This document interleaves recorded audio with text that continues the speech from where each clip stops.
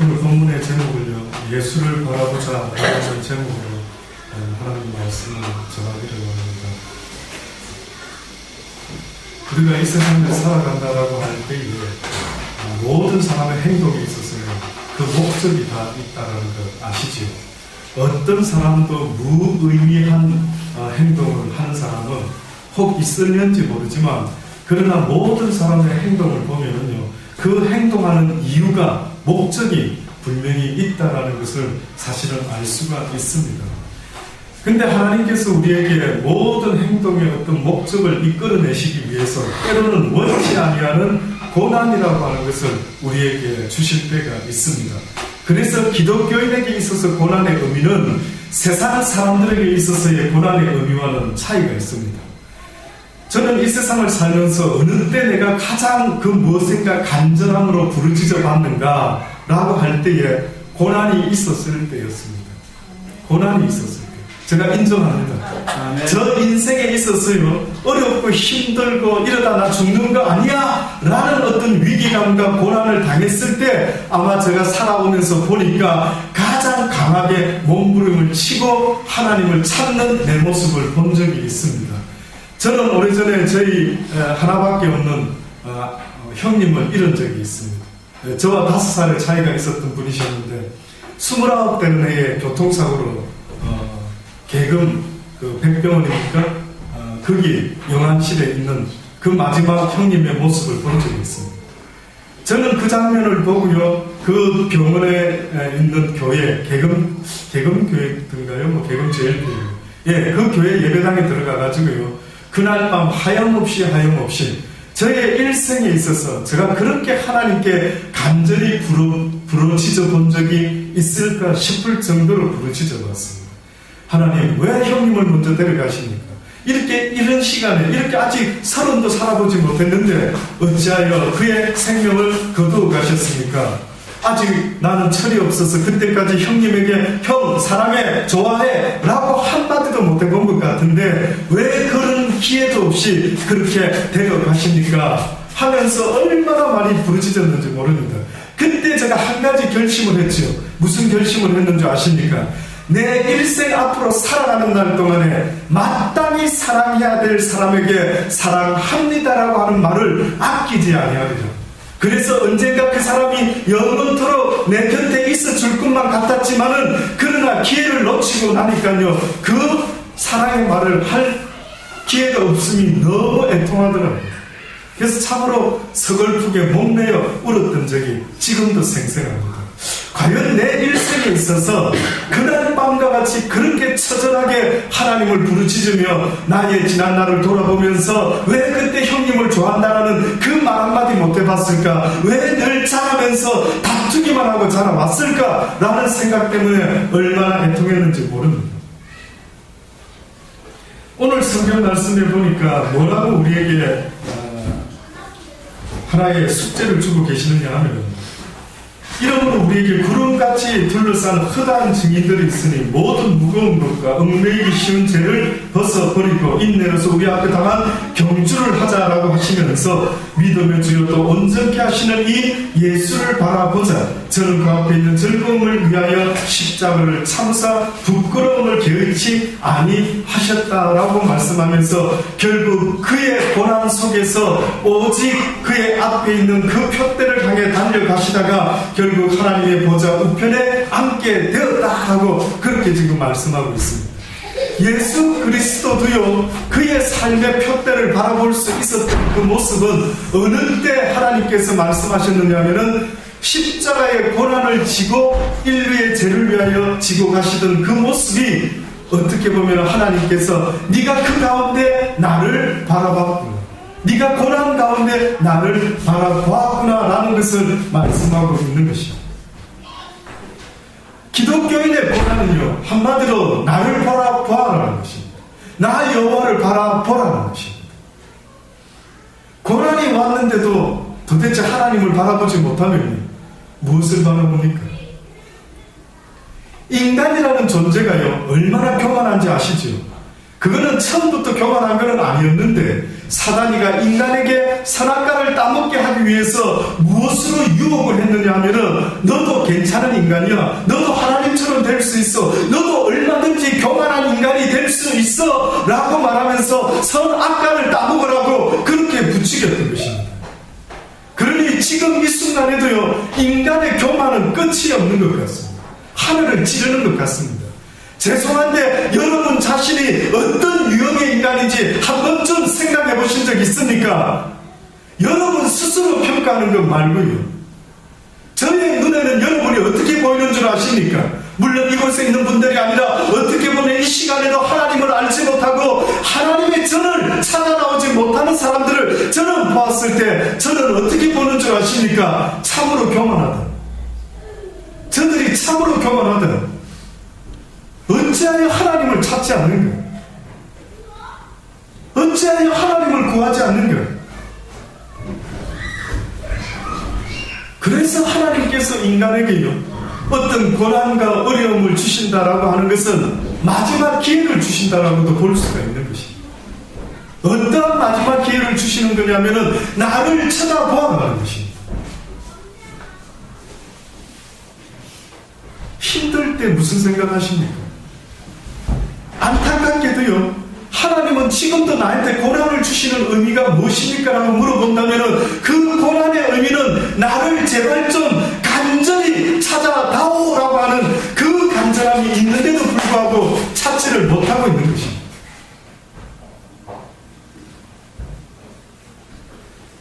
여러분은 어렵고 힘들 때 무엇을 찾으십니까? 무엇을 생각하십니까?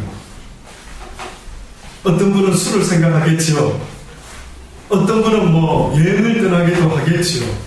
어떤 분은 그냥 조용히 어디 바닷가로 가서 그냥 하루 종일 좀 쉬었다 오고 싶기도 하겠지요. 그렇지 않으면은 내가 화나고 있는 그 나에게 어려움을 주는 그 어떤 원인을 찾아내어서 막 그것과 함께 싸우면서 화를 낼지도 모릅니다. 그러나 하나님께서 원하시는 게 있다면 그 고난 속에서 나 만군의 여호와를 찾는 자가 되어라고 말씀하고 있습니다. 베드로가 어느 날 배를 타고 제자들과 함께 건너 마을로, 예수님과 함께 있다가 건너 마을로 떠날 때가 있었죠. 먼저 떠났던 때가 있었습니다. 예수님은 아마 나중에 오시겠다 하시고 제자들이 먼저 배 타고 떠나는데 갑자기 배가 풍랑을 맞이하고 파선 직전에 이르게 됩니다. 그때 밤 한 4경쯤이었는데 뭔가 유령 같은 게 물 위로 이렇게 걸어오는 것 같습니다. 베드로가 보니까 이거 유령 아니야? 라고 생각하고 무서워하면서 소리를 지르기 시작합니다. 그때 예수님께서 이야기하시죠. 안심하라. 내니 두려워하지 마라. 그때 베드로가 긴가민가 하는 마음으로요, 정말로 예수님이십니까? 만약에 주시거든 나를 명하사 물 위로 오라 하소서라고 여쭙지요. 그때 예수님께서 오라 하시니 베드로가 배에서 내려 물 위로 걸어서 예수께로 가되, 이렇게 성경이 증거하고 있습니다. 베드로가 이 순간에 어떤 경험을 지금 하고 있느냐면 그의 삶 가운데 굉장히 두렵고 떨리는 일이 닥쳤어요. 쉽게 말해서 배 타고 가다가 이러다가 내가 파선해서 죽는 거 아닌가? 이러다가 내 인생 여기서 끝나는 거 아닌가? 나는 좀 더 오래 살 줄 알았는데, 나는 한 60까지는 최소한 살 줄 알았는데 70까지는 80까지는 그래도 살겠지라고 왠지 모르게 믿음을 심지 않고 살아왔는데요, 어느 날 갑자기 베드로가 자기도 모르게 인생의 위협감을 느끼게 되었던 것입니다. 그때의 뜻밖의 주님을 만나게 되면서 그가 어떤 생각을 했느냐면, 주시어드거든 나로 하여금 이 모든 환난을 넘어설 수 있는 기적적인 믿음의 삶을 나에게 허락하소서. 내 스스로는 할 수 없지만 주께서 명령하시면 모든 것들을 넘지 못함이 없을 줄 믿습니다. 주여 나를 구원하소서. 나에게 한마디만 해주소서. 그때 예수님이 그래, 네 원하는 대로 걸어오라. 네 원하는 대로 모든 풍랑을 이기게 주리라 라고 말했을 때 풍랑은 없어지지 아니했지만 베드로가 믿음의 고백을 하게 되었을 때 뜻밖에도 풍랑을 넘어선 기적이 일어났던 것입니다. 우리는 풍랑을 없애주세요, 고난을 없애주세요, 하나님 너무 힘들어요, 나 좀 도와주세요 라고 말할 때 모든 내 인생의 힘듦과 어려움과 고난이 없어지기를 기도하지만 오늘 이 베드로는 뜻밖에도 풍랑을 넘어설 수 있는 믿음을 주십시오 라고 기도를 했던 것입니다. 그랬더니만 베드로가요, 물 위를 걷는 건 아닙니다. 물 위를 걸어가는데 갑자기 그 다음 장면을 보니까 베드로가 예수님 앞으로 걸어갈 때는 기적을 일으켰는데 바람을 보고 무서워하면서 빠져가는지라 라고 설명했습니다. 그때서야 다시 베드로가 소리를 지릅니다. 주여 나를 구원하소서. 주여 나를 구원하소서. 저는 이 베드로의 절규가 우리의 절규가 되어야 되는 것 아닙니까? 왜 가만히 있는데? 왜 죽어가면서도 가만히 있습니까? 저는 이 세상을 살면서 가장 어리석은 사람이 있다면 자기가 죽어가는데도 불구하고 부르짖지 않고 있는 사람. 죽으면 죽지. 얼마나 그렇게 멋있게 살아왔는지, 얼마나 그렇게 후회 없는 인생을 살았는지는 모르지만은 죽으면 죽지 하면서 죽음에 대한 노력과 애씀도 없이요 인생을 포기해버리는 사람도 얼마나 많이 있는지 모릅니다. 왜 죽음 앞에서 부르짖지 않습니까? 왜 고난 앞에서 부르짖지 않습니까? 그러니 하나님이 우리에게 원하는 게 있다면 어떻게 보면 나를 구하는 자, 목마른 사슴과 같이 나를 구하는 자를 내가 만나 줄 것이다. 이게 단서입니다. 많은 분들이 저보고 그러더라고요. 목사님 예수님 만나셨습니까? 하나님 하늘나라 가보셨습니까? 예.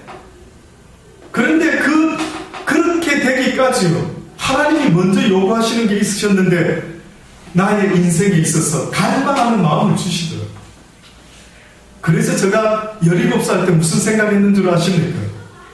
내 일생에 있어서 부모님 때문에 어렸을 때부터 모태신앙으로 교회는 다녔지만 그러나 내가 그 하나님을 진정으로 믿어지지 않으면 내가 어떻게 하나님을 믿노라 하면서 나를 속이는 이런 신앙생활을 더 할 수가 있을까?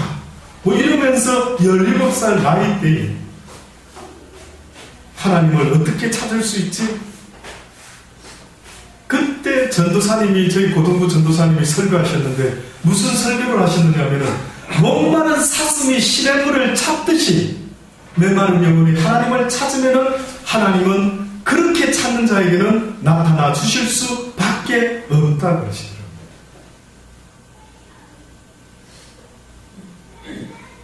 그래서 제가 고민했는데 어떻게 하면 내 목마름을 하나님께 표현하지? 라고 했을 때 제가 그 당시 때 새벽에 기도를 해야 되겠다 하고 저희 어머님께 이야기를 드렸죠. 내일부터 새벽 기도 가실 때 저를 좀 깨워주십시오. 얼마나 목이 말랐으면 17살 때 생각했던 저의 아주 철든 생각이 뭐였는 줄 아십니까? 내가 이렇게 애써서 공부하면 못하지?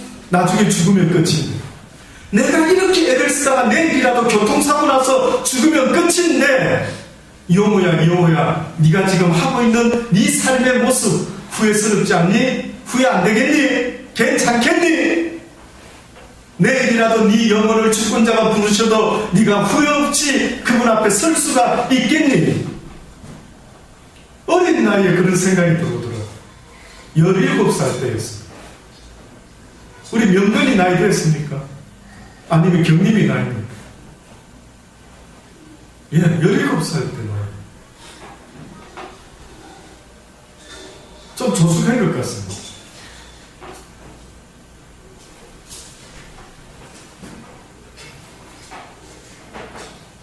그러니 베드로가 그 빠져나는 그 상황 속에서 나를 구원하소서라고 부르짖었던 그 부르짖음이에요. 저는 오늘 우리 시대에도 수많은 사람들이 하나님께 부르짖지 못하고요. 하나님께 예수님께 나를 구원해 주소서라고 부르지 못하는 이들이 더 안타까운 것입니다. 누굴 불러야 될지 모르고 살아가고 있는 이 시대에 수많은 사람들을 볼 때마다 여러분은 마음이 편하십니까? 저는 마음이 편하지 않습니다. 저런 사람들이 예수님이 나의 구원자인 줄도 모르고 내 인생의 구원자인 줄 모르고 세상에 헛된 것을 부르다가 죽어가는 빠져가는 그들의 모습을 보고 얼마나 가슴이 아픈지 모릅니다. 그게 저를 힘들게 합니다. 그래서 설교 시간에 오늘은 좀 더 점잖게 설교해야지, 오늘은 좀 유머를 엄청 섞어서 재밌게 설교를 좀 한번 해봐야지, 이런 생각을 하다가도 그들의 영혼을 생각하면 할 때마다 이건 아닌데 자기들이 죽어가는 걸 알면서도 하나님을 구하지 못하는 겁니다. 분명히 자기 인생이 지금 얼마나 공고하고 얼마나 힘든지 알면서 이상하게도 비즈니스를 하면서도 어려울 때나 쉬울 때나 이상하게 공허하고 힘들고, 왜 이렇게 내 영혼이 목마르지, 왜 이렇게 내 영혼이 공허하지, 왜 이렇게 내게 기쁨이 없지, 왜 이렇게 사는 재미가 이 모양이지, 나도 모르게 내 영혼이 힘들어하며 빠져가는 것을 왜 인식을 못하는지, 그러다 보니 겨우 찾는 게 이 괴로운 순간 그나마 잊어버릴 수 있는 술을 찾고 마약을 찾고 오락생활을 찾고 취미생활을 찾고 게임을 찾고 몸부림을 치는 내 불쌍한 영혼을 한 번쯤 돌아보라는 거지. 그렇게 기회가 많이 없기 때문에 오늘 밤이라도 내 영혼을 주신 그 전능자가 나를 부르시면 내가 그 앞에 서야 되기 때문에 오늘이라도 나에게 그런 생각할 수 있는 시간이 주어진다면 분명히 여러분이 불러야 될 분이 한 분 있다라고 소개해드리고 싶습니다. 바로 그분이 예수 그리스도십니다. 그분이 예수 그리스도십니다. 나의 영혼을 이 세상에서 뿐만 아니라 가난에서 뿐만 아니라 외롭고 쓸쓸함과 힘든 모든 안타까움 속에서 나의 영혼을 만족해 해주실 수 있는 유일한 구원자가 계시는데 그분이 바로 예수 그리스도라고 저는 분명히 여러분에게 증거하기를 원합니다. 아멘. 그분이 없으면 안 됩니다. 아무리 먹을 것이 있고 아무리 오늘 저녁에 맛있는 고기를 먹었다 할지라도 내 영혼의 만족은 그것으로 될 수가 없음을 잊지 마십시오. 어떤 돼지가 우리에서 늘 먹던 돼지 꿀꿀이죽을 이렇게 먹고 살아왔습니다. 근데 갑자기 어느 해 늦은 가을쯤에 뭔가 하나가 땅바닥에 툭 떨어지는데 보니까 홍시. 요즘 우리가 홍시를 저도 먹고 있습니다만 얼마나 감농사가 잘 되는지. 네. 참 제가 좋아하는 과일 중에 감을 참 좋아합니다. 근데 그 홍시가 돼지 우리 안에 하나 툭 떨어지는 거예요. 그러니까 이 돼지가 세상에 꿀꿀이 죽만 먹다가 여러분 생각할 때 홍시를 먹었을 때 그 돼지의 기분이 어땠을까요? 민서야, 어땠을 것 같노? 잘 모르겠지, 돼지가 안 돼봤어. 그래, 상상만 해보거라. 목사님 생각에는 아마 그 홍시 먹은 돼지가 너무너무 맛있어서 막 꿀꿀꿀꿀꿀꿀 하면서 막 정신없이 먹지 않았겠느냐. 돼지가 홍시 하나를 맛보더만 그냥 정신이 헷가닥한 겁니다. 그 순간부터 또 홍시를 찾는데 돼지 우리를 완전히 다 뒤집어 놓는 겁니다. 근데 주인이 또 보니까요, 이놈의 돼지가 오늘따라 왜 난리를 쳐가지고 우리를 갖다가 다 뒤집어 놓는 겁니다. 주인이 열을 팍 받아가지고요, 이 채찍을 몽둥이 하나 가느라는 걸 들고 와가지고 이 돼지 엉덩이를 막 계속 사정없이 두들겨 패는 겁니다. 이놈이 정신이 나갔나, 이거 막 그냥 김치찌개 해뿌리니까 뭐 하면서 막 돼지를 혼을 내는 겁니다. 돼지가 그날 얼마나 맞았는지 진짜인지 저 모르겠어요. 돼지가 얼마나 맞으면 거의 서 있지 못하고 쓰러졌다. 실제로 그럴 수 있는지 모르겠습니다. 돼지가 주인한테 너무 얻어맞고요, 쓰러졌습니다. 끙끙끙 앓으면서 꿀꿀꿀꿀, 그 감 맛있었는데 저 주인이 나를 이해 못하고 때리는구나. 그래가지고 아파가지고 들어 누워 있었거든요. 근데 갑자기 감 하나가 더 돼지 얼굴로 턱 떨어집니다. 그때 돼지가 생각한 겁니다. 감히 이게 저 나무에서 떨어진 거야? 아니야? 나는 땅에서 나왔는 줄 알고. 근데 그 감을 또 먹고 싶은데 얼마나 얻어맞았는지 일어나지 못하고 돼지가 꿀꿀꿀 하더라. 이게 이 이야기의 마지막이에요. 그 무슨 의미가 있을까, 이 이야기가? 뜻밖에도 돼지는 이 감이라는 게 자기 일생을 이렇게 행복하게 하고 기쁘게 해줄 수 있었던 이 감이라는 존재가 땅에서 나왔는 줄 알고 땅만 부지런히 쳐다보고 찾아 헤맸는데 뜻밖에도 찾지 못하고 매만 얻어맞고 쓰러져 있을 때 해필이면 자기 얼굴로 떨어지는 그 감을 보는 순간에 그 감이 땅에서 나온 것이 아니라 저 하늘에서 저 나무에서 떨어진 것이구나. 그때서야 알았다는 것이에요. 그렇습니다. 어떻게 보면 우리의 모습이 이 돼지와 같은 모습은 아닌가 돌아보라는 것입니다. 어떤 미국에서 실제 있었던 아이의 고백입니다. 그 아이가 어렸을 때에, 티네이저 때에 뜻밖에도 길에서 5달러짜리를 주웠다는 5불짜리 5달러짜리를 줍고 나서부터 이 아이가 이상한 습관이 생겼습니다.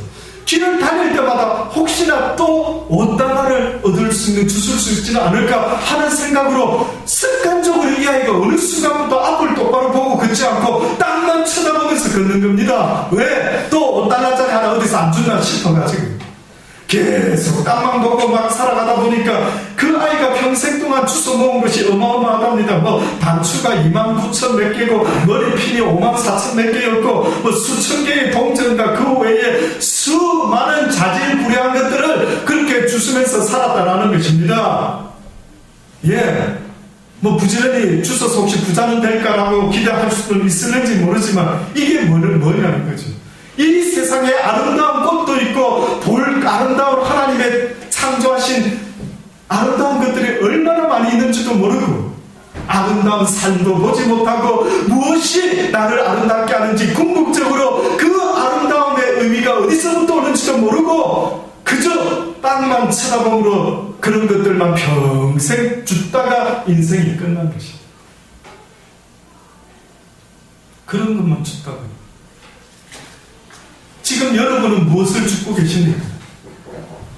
나 자신의 인생 한번 돌아보십시오. 한 번쯤 좀 서서 한 번 좀 쉬시기 바랍니다. 자동차가 질주하다가 브레이크를 밟고 조금 쉴 때가 있는 것처럼 자동차는 그래도 다니다가 신호등이 있기 때문에 어떻습니까? 쉬지요. 여러분 인생 신호등은 뭡니까?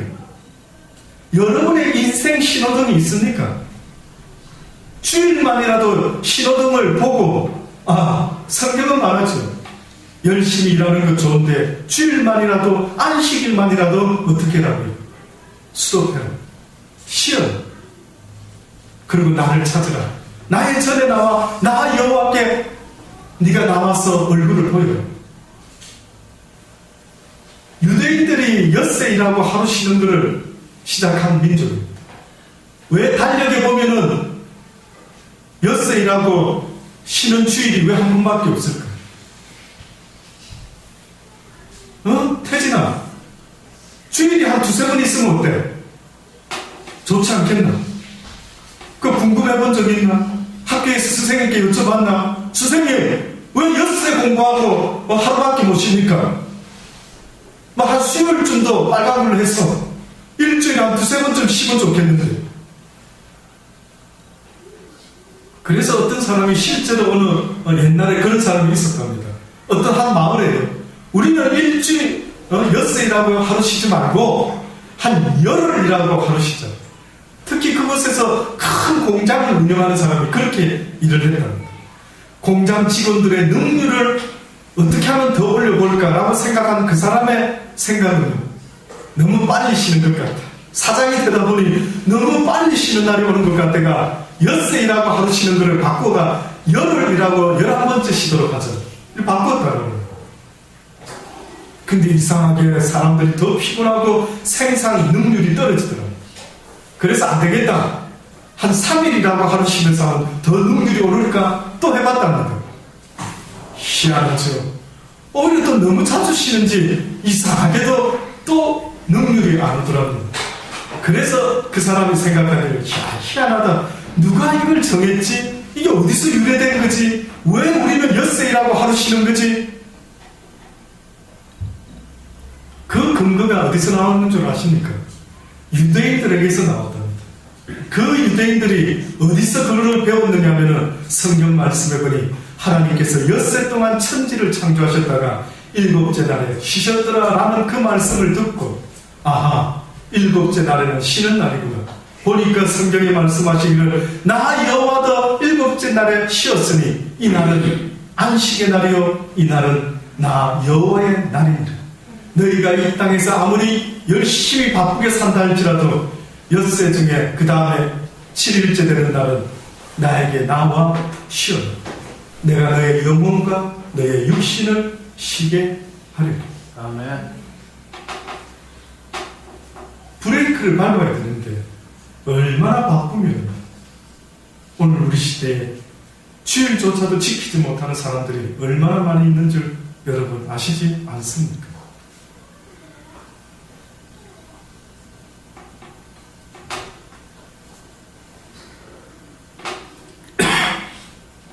이제는 땅만 쳐다보지 마시라.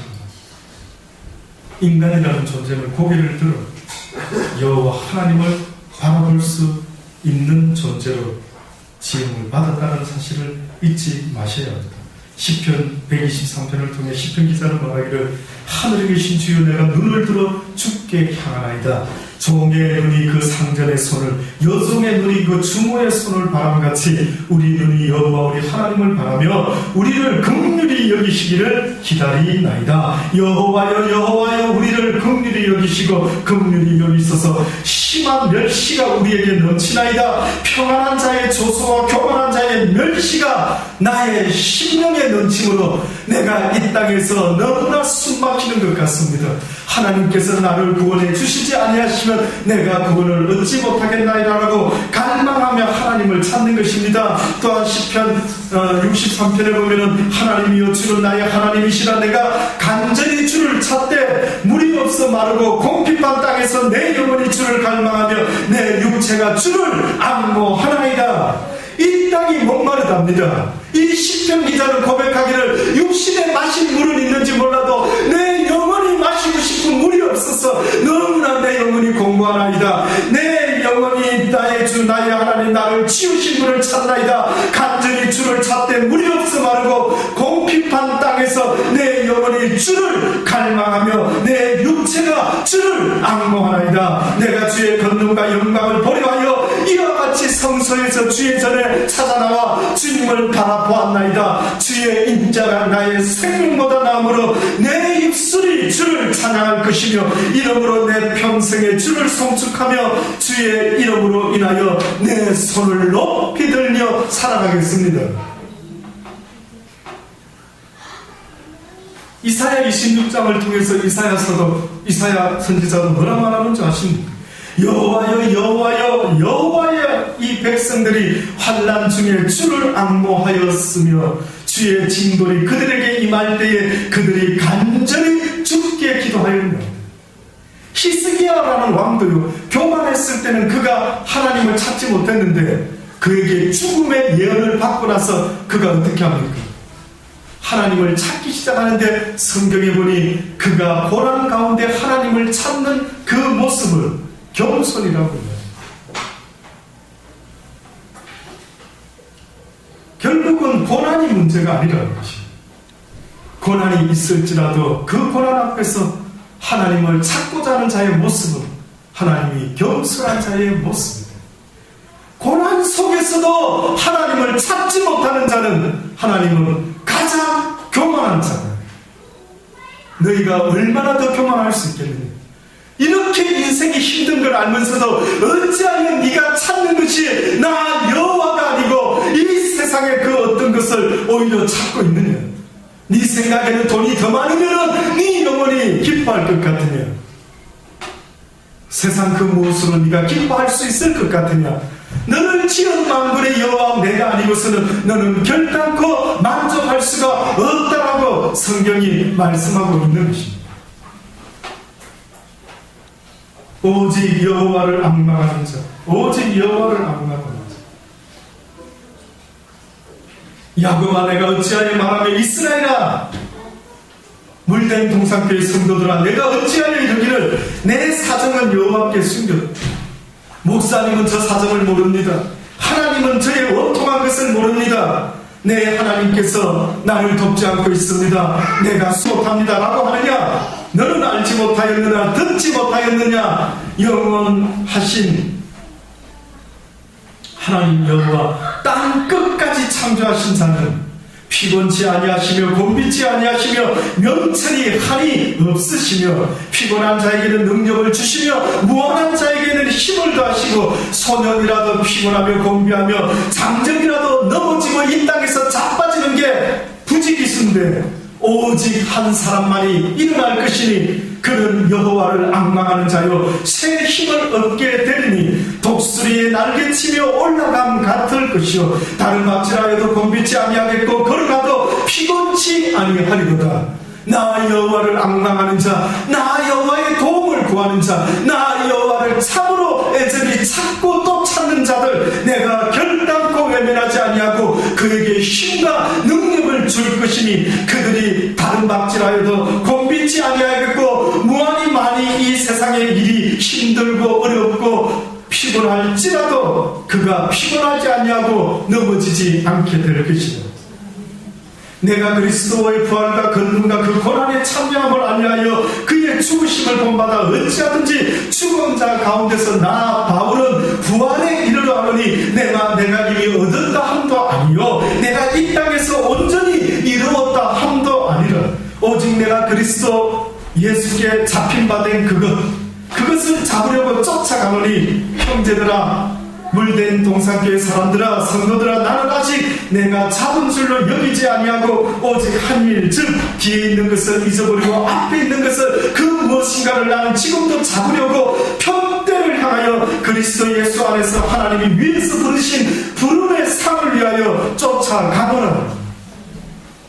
내 인생이 지금 뭔가를 향해 쫓아가는데 뭔가를 앙망하는데 뭔가를 갈망하는데 나 바울이 갈망하는 것은 하나님이 나에게 제시한 것이 한 가지 있는데 그것은 바로 예수 그리스도 안에서 부활의 기쁨을 바라보며 달려가라고 말씀하셨으니 이 부활은 내가 죽을 때 온전히 이루게 되는 것인지라 내가 지금 이 순간에 너희들에게 말하노니 내가 붙잡았다 함도 아니요 내가 이미 이루었다라고 말할 수는 없는 것이나 그러나 내가 이 땅을 떠날 때 그것은 나에게 이루어질 것이니 바로 그것을 위하여 내가 부름을 받았으니 사랑하는 성도들아 너희들도 나와 같이 그 부름에 달려갈 길을 달려갈 수 있는 삶이 되기를 원한다.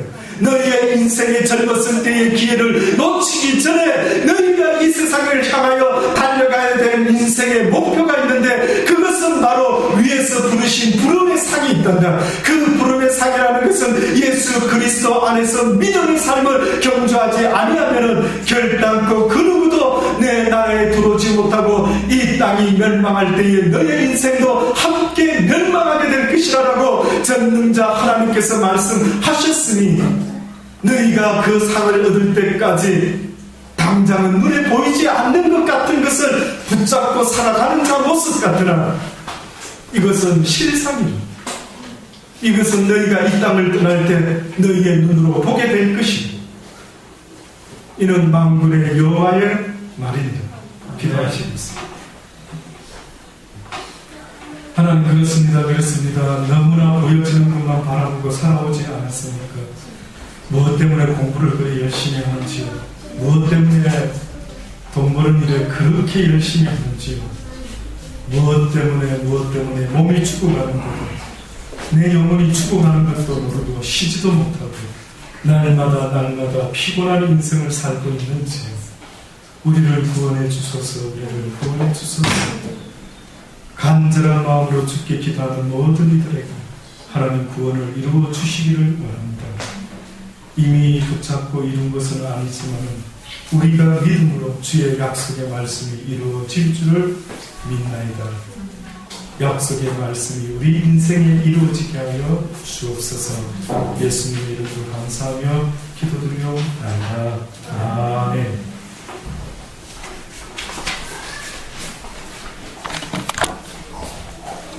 494입니다.